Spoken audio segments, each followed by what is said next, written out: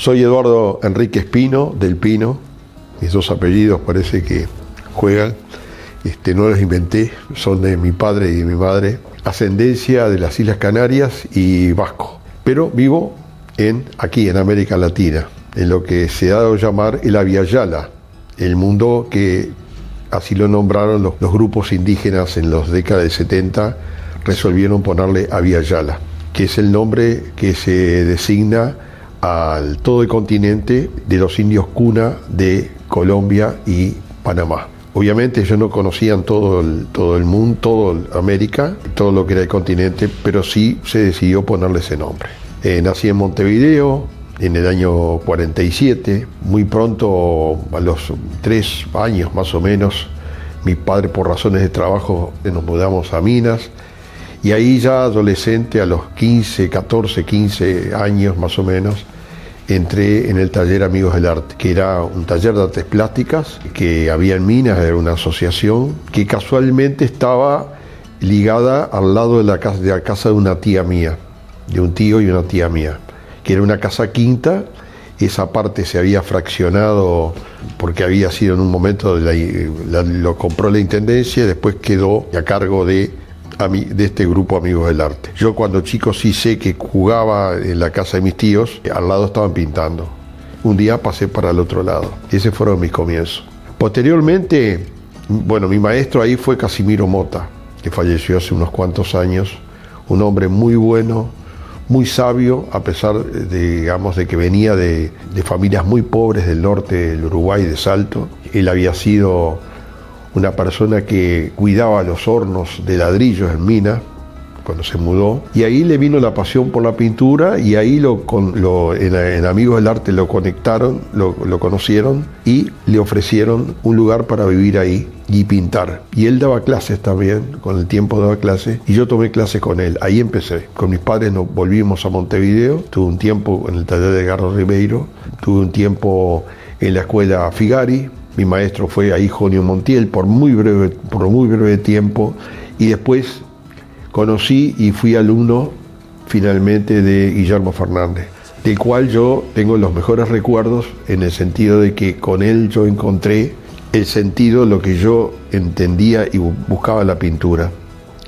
Había leído mucho sobre Kandinsky, siempre fui muy lector sobre arte, sobre estética, sobre filosofía, sobre historia.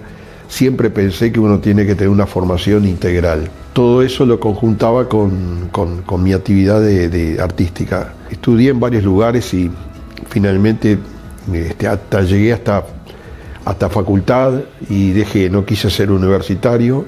Sí, lo que hice posteriormente fue 2 años de estética con Juan Flo, que es un docente que también murió, que era amigo de Guillermo Fernández, y terminé yo amigo de él también. Y bueno, esa fue la parte, diríamos, formativa mía, que siempre uno se sigue formando. Sí, siempre he leído. Ahora, lenguaje racional y discursivo de meditación lo manejo, hago una reflexión sobre las cosas, sobre el arte y eso, y por el otro lado hago la pintura, no mezclo las dos cosas. De algún modo una cosa interacciona con la otra, es decir, el aspecto discursivo, el pensamiento, incide de algún modo por canales que yo no conozco, posibilita determinados tipos de acercamientos a lo que yo entiendo, lo que son las artes plásticas. Especialmente yo hago la pintura, fundamentalmente, no hice escultura, es decir, siempre me manejé en esos términos. Cuando digo pintura, todo lo que puede ser el lápiz, el dibujo, el collage también, involucro todo eso, todo lo que se pueda manejar dentro de una superficie plana. Es el cerco que yo elegí para encontrar mi libertad, porque uno siempre debe acotar los territorios para encontrar libertad. No, la libertad sin límites no existe, se desborda, artísticamente no produce. Una cosa que sí me parece importante destacar, yo lo aprendí con Kandinsky, especialmente con mi maestro Guillermo Fernández, ya de comienzo también con Mota.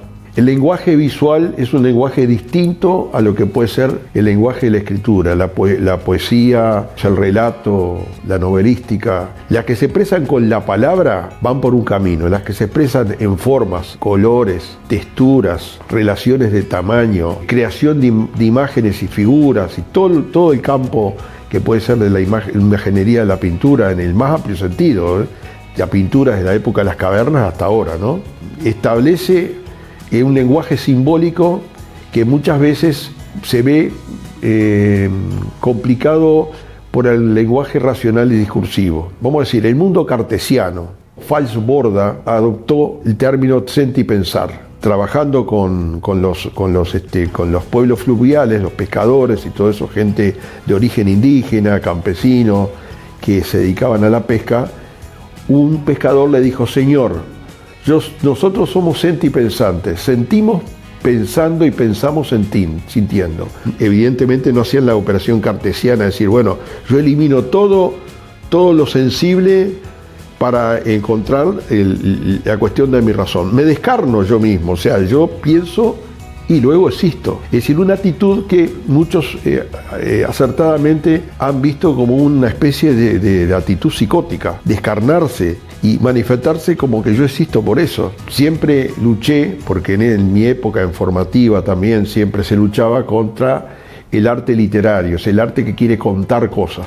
Por ejemplo, la rendición de Breda, que popularmente se le llama Las Lanzas de Velázquez, tiene valor más por el cuadro en sí y por cómo está compuesto y cómo está hecho y cómo está desde el punto de vista de la pintura, que sea un relato histórico. Por ese relato histórico lo podían haber hecho, que fue la entrega de las llaves cuando vencieron a los musulmanes, a los árabes. Evidentemente Velázquez la relata, pero la relata en un lenguaje, y lo que perdura es ese lenguaje más que el hecho histórico, que por otro lado se recupera y se estudia. En realidad no estoy buscando transmitir nada en especial. Yo empecé pintando muy figurativamente, que eso es lo que yo hacía con el maestro Casimiro Mota, es decir, paisajes, naturalezas muertas. Era un poco el caballito de batalla en los talleres, en la enseñanza de los talleres. Y yo lo disfrutaba mucho, pero pronto me di cuenta que eso a mí me limitaba en el sentido de que yo no me sentía que estaba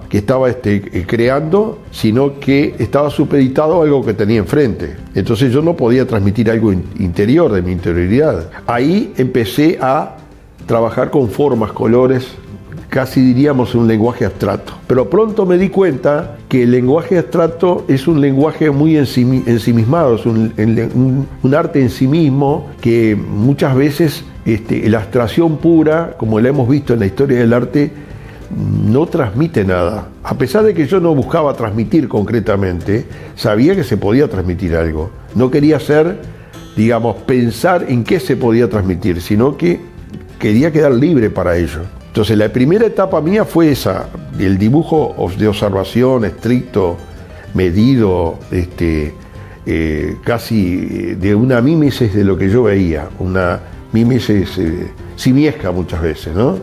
Con colores, con formas, sí, evidentemente, con el encanto de la pintura, pero limitada a eso. Entonces empecé a trabajar con la abstracción, como te dije, y posteriormente entendí que esa abstracción tenía que tener un resultado, un significado que no es el significado literario, pero sí que de algún modo diga algo finalmente para quien fuera el espectador. Empezaba con la abstracción y le daba incluso ciertos elementos de la realidad. Terminé en las últimas etapas mías un lenguaje no abstracto sino simbólico. Me he sentido hackeado por el arte de los pueblos originarios, el arte de América, un arte de la Via Yala que de algún modo tuviera que ver con nuestras raíces y no tuviera un debe total a el modo de expresar centro europeo. Y es un terreno difícil porque tengo que dar vuelta a muchas cosas que hacía antes y hacerlas de una manera diferente o modificar o eliminar determinada forma expresiva mía, agregar otra. La vida es una, a ver qué es lo que puedo hacer, todavía no lo sé. No solamente en el arte, sino en la filosofía, en distintas maneras de encarar la cosa. Formamos un grupo que se llama América Via Yala hace unos 5 años, pero en mí es una cosa que ya viene de mucho tiempo atrás, ya de ver las imágenes de Torres García, es decir, donde miraba esculturas incaicas, generalmente, especialmente culturas del mundo andino, y con eso hizo parte del universalismo constructivo. Formación torregarciana no tomé mucho, pero sí tomé de esas ideas. Con la posibilidad de Zoom ahora nos estamos conectados en todo el territorio, desde Tierra del Fuego a la Beringia, el Estrecho de Bering. No solamente artistas, sino filósofos, historiadores, pueblos indígenas, pueblos de todo tipo. Con Guillermo, un día nos reunimos, Guillermo vive en Piriápolis, se vino de Piriápolis hasta Montevideo, pero quedó ahí en el terminal Tres Cruces, dijo, yo vengo a Tres Cruces a hablar de esto y se iba. Y yo me junté ahí, estaba justamente Mabel de Monier también, y empezamos a hablar y surgió la idea, creo que fue de Guillermo, de formar un grupo y tener un grupo en internet. Tuvimos una segunda reunión los tres en Piriápolis y después empezamos poco a poco a integrar a otros compañeros y compañeras del grupo y llegamos a este grupo que somos 8. Escuchar esas voces de 8 voluntades diferentes, de 8 sensibilidades diferentes, de 8 experiencias diferentes enriquece. Relativiza un poco lo que uno piensa. Uno dice, bueno, acá hay otras cosas con las cuales uno no pasó, no se formó. Es un elemento de sanación en el sentido de que hoy día hay mucho individualismo en el arte. Se hace arte para figurar. Yo participé en concursos de arte, pero prontamente me di cuenta que ese no era el camino. Ni siquiera era poder vender. Si vendo algo, me ayuda económicamente, pero no pinto para vender. Picasso decía, están los que pintan para vender y los que venden lo que pintan. Tengo una extensa labor docente desde la década del 80. Ahora tengo actualmente en mi taller Llano Sur, pero pasé por distintos talleres, di clases en Salto, di clases en Paysandú, di clases en Minas, di clases en la Escuela Figari de color. Antes se hacía una exposición, íbamos todos a un boliche a charlar. Ahora la gente se agarra cada uno por su lado.